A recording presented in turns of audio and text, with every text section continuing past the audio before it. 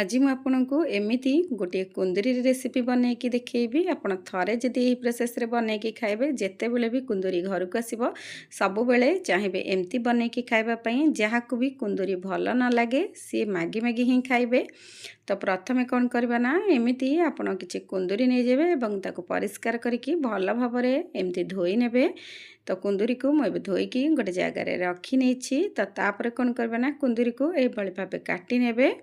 ତ ଗ୍ରାମ ହିସାବରେ ମୁଁ ଏଠି 300 ଗ୍ରାମ କୁନ୍ଦୁରି ନେଇଛି। ତ କୁନ୍ଦୁରିକୁ ଏମିତି ଗୋଟେ ସାଇଡ଼ରେ କାଟିକି ରଖି ନେଇଛି ଏବଂ ସାଇଡ଼ରେ ଗୋଟେ ମିଡ଼ିୟମ୍ ସାଇଜ୍ର ଆଳୁକୁ ମଧ୍ୟ କାଟିକି ରଖି ନେଇଛି। ଆପଣ ଚାହିଁଲେ ଏଠି ଆଳୁକୁ ସ୍କିପ୍ କରିପାରିବେ, ଯେହେତୁ ଆଳୁ ଟିକେ ଦେଲେ ଖାଇବାକୁ ଭଲ ଲାଗିବ। ସେଥିପାଇଁ ମୁଁ ଏଠି ଗୋଟେ ଆଳୁ ନେଇଯାଇଛି ଏବଂ ତାକୁ ଏମିତି ମିଡ଼ିୟମ୍ ପିସେସ୍ରେ ଟିକେ ମୋଟା ମୋଟା ରଖିକି ଏମିତି କାଟି ନେଇଛି। ପତଳା ବିଲକୁଲ ବି କରିବେ ନାହିଁ, କାହିଁକି ନା କୁନ୍ଦୁରିଟି ଟିକେ ସିଝିବା ପାଇଁ ଟାଇମ୍ ଲାଗିବ। ସେଥିପାଇଁ ଏମିତି ଟିକେ ମୋଟା ରଖିନେବେ ଆଳୁକୁ। ତ ତାପରେ ଏମିତି ଗୋଟେ ପ୍ୟାନ୍ ବସାଇ ନେବେ। ପ୍ୟାନ୍ ଯେତେବେଳେ ଗରମ ହେଇଯିବ, ଆପଣ କ'ଣ କରିବେ ନା, ଏଠି ଅଳ୍ପ କିଛି ବାଦାମ ଦେଇଦେବେ। ତାପରେ ଗୋଟେ ଚାମଚ ଧନିଆ, ଗୋଟେ ଚାମଚ ଜିରା ଦେଇକି ଏଇଭଳି ଭାବେ ହାଲକାରେ ଟିକେ ଏପଟ ସେପଟ କରିକି ଭାଜି ନେବେ। ଯେତେବେଳେ ଭାଜି ହେଇ ଆସିବ, ଆପଣ ଗ୍ୟାସ୍ ଅଫ୍ କରିନେବେ ଏବଂ ଥଣ୍ଡା କରିସାରିଲା ପରେ ଆକୁ ଆପଣ ଗୁଣ୍ଡ କରିନେବେ। ତ ବାଦାମର କ୍ୱାଣ୍ଟିଟି ଏଠି ଅଧିକ ବିଲକୁଲ ବି ଦେବେ ନାହିଁ, ଏତିକି ହିଁ ଦେବେ। ଅଧିକ ଯଦି ବାଦାମ କରିଦେବେ ଖାଇବାକୁ ବିଲକୁଲ ବି ଭଲ ଲାଗିବନି। ତ ଏପଟ ସାଇଡ଼ରେ କ'ଣ କରିବା ନା, ଗ୍ୟାସ୍ ଅନ୍ କରି ନେବା ଏବଂ କଢ଼େଇ ବସାଇ ନେବା। କଢ଼େଇରେ 2 ବଡ଼ ଚାମଚ ବା 3 ବଡ଼ ଚାମଚ ଆପଣ ଏଠି ସୋରିଷ ତେଲ ଦେଇଦେବେ। କାହିଁକି ନା ଏକା ବେଳକେ ହିଁ ତେଲ ଦେଇଦେବେ। ଆପଣଙ୍କୁ ଆଉ ପଛରେ ଏଠି ତେଲ ଦେବା ଆବଶ୍ୟକ ହିଁ ନାହିଁ, ସେଥିପାଇଁ ମୁଁ ଏକା ବେଳକେ ହିଁ ତେଲ ଦେଇଦେଇଛି। ତ ପ୍ରଥମେ ହାଫ୍ ଚାମଚ ଜିରା ଦେଇଦେବା। ଜିରା ଯେତେବେଳେ ଫୁଟି ଆସିବ, ଆପଣ ପିଆଜକୁ ଦେଇଦେବେ। ପିଆଜକୁ ହାଲକା ଟିକେ ଏପଟ ସେପଟ କରିନେବେ। ଏଠି ଲାଲ କରିବା କିଛି ବି ଦରକାର ନାହିଁ। ତାପରେ ଆପଣ ଯେଉଁ କୁନ୍ଦୁରି ଆଳୁକୁ କାଟିକି ରଖିଥିବେ, ତାପରେ ସେ କୁନ୍ଦୁରି ଆଳୁକୁ ଦେଇଦେବେ। ତ କୁନ୍ଦୁରି ଆଳୁକୁ ଦେଇକି ଟିକେ ଏପଟ ସେପଟ କରିକି ଭାଜି ନେବେ। ତାପରେ ଏଠି କ'ଣ କରିବେ ନା, ସ୍ୱାଦ ଅନୁସାରେ ଏଠି ଲୁଣ ହଳଦୀ ଦେଇଦେବେ। ତ ଲୁଣ ହଳଦୀ ଦେଇକି ଏଇଭଳି ଭାବେ ଭାଜି ନେବେ। ତ ଏମିତି ଟିକେ ସମୟ ଭାଜିଲା ପରେ ଆପଣ କ'ଣ କରିବେ ନା, ଏହି କୁନ୍ଦୁରି ଆଳୁକୁ କଭର କରିନେବେ ଏବଂ ମଝିରେ ମଝିରେ ଟିକେ କାଢ଼ିକି ଏମିତି ଭାଜି ନେଉଥିବେ। ଏମିତି 5ରୁ 7 ମିନିଟ୍ ଆପଣଙ୍କୁ ଭାଜିବାକୁ ପଡ଼ିବ ଏବଂ ମଝିରେ ମଝିରେ କଭର କରିବାକୁ ପଡ଼ିବ। ତ ଏପଟେ ସିଝିବା ଭିତରେ ଆମର ସେପଟେ ବାଦାମ, ଜିରା, ଧନିଆ ଥଣ୍ଡା ହେଇ ଆସିବଣି। ତ ଏବେ ଚାଲନ୍ତୁ ତାକୁ ଗ୍ରାଇଣ୍ଡିଙ୍ଗ କରିନେବା। ତ ଗ୍ରାଇଣ୍ଡିଙ୍ଗ କରିବା ପୂର୍ବରୁ ଆପଣ ଏଠି କ'ଣ କରିବେ ନା, କିଛି ଅଦା ରସୁଣକୁ ଏଠି ଗ୍ରାଇଣ୍ଡିଙ୍ଗ କରିନେବେ ସେଇଥିରେ।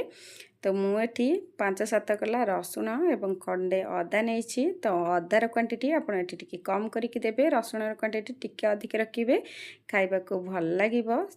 ତ ମୁଁ ଏଠି 5-7 କଲା ରସୁଣ ଏବଂ ଅଳ୍ପ ଟିକେ ଅଦା ଦେଇଦେଇଛି। ତାପରେ କ'ଣ କରିବେ ନା, ଶୁଖିଲା ଆପଣ ଏମିତି ଗ୍ରାଇଣ୍ଡିଙ୍ଗ କରିକି ନେଇ ଆସିବେ। ଏଥିରେ ବିଲକୁଲ ବି ପାଣି ଦେବେ ନାହିଁ। ତ ମୁଁ ଏମିତି ଗ୍ରାଇଣ୍ଡିଙ୍ଗ କରିକି ନେଇ ଆସିଛି। ତ ଆରପଟ ସାଇଡ଼ରେ ମଧ୍ୟ ଆମର ଏମିତି ଭାଜି ହେଇ ଆସିଲାଣି।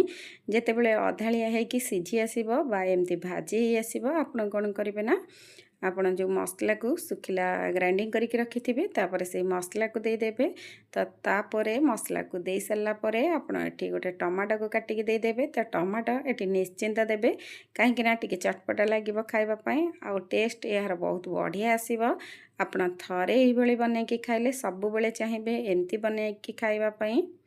ଥରେ ଆପଣ ଏଇଭଳି ଥରେ ବନାନ୍ତୁ ଏବଂ କେମିତି ଲାଗିଲା କମେଣ୍ଟ ବକ୍ସରେ ଆପଣ ନିଶ୍ଚିନ୍ତ କମେଣ୍ଟ କରିବେ।